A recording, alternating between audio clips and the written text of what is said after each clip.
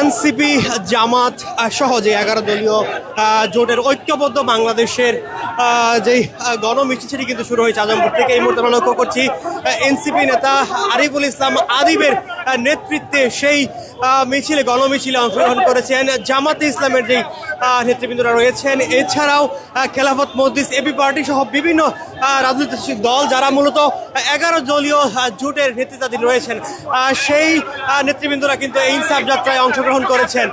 দর্শক আপনাদের যদি জানিয়ে রাখি, আজ সকালে আরিফুল ইসলাম আদিবের নির্বাচনী প্রচারণার কাজে বাধা দেওয়ার কিন্তু অভিযোগ তিনি করেছেন এবং সেই প্রচারণায় কিন্তু তাকে হামলা করা হয়েছে বলে জানিয়েছিলেন এবং বেলা 12:30 নাগাদ তিনি একটি সংবাদ সম্মেলন করেছিলেন। সেই সংবাদ সম্মেলনে তিনি অভিযোগ করেছিলেন যে বিএনপির নেতাকর্মীরা তাদের উপর হামলা করেছে বলে তিনি জানিয়েছিলেন। তবে পরবর্তী সময়ে বিএনপির যে মনোনীত প্রার্থী ঢাকা 18 আসনের SM জাহাঙ্গীর হোসেন তিনি কিন্তু সেই দাবির ব্যাপারে তিনি তার সাংগঠনিক ব্যবস্থা নেওয়ার বিষয়টি জানিয়েছেন এবং অভিযুক্ত যেই নেতা তার বিরুদ্ধে কিন্তু তদন্ত করে তাদের উপর ব্যবস্থা নেওয়া হবে জানিয়েছেন।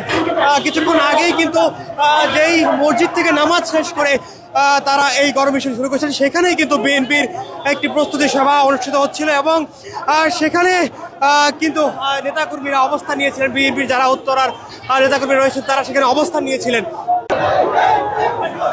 দর্শক আমরা দেখছি বিএনপি জামাত এবং এনসিপি সহ যেই 11 দলীয় জোটের নেতাকর্মীরা রয়েছেন তারা কিন্তু এই গণমিছিলে অংশগ্রহণ করেছেন এবং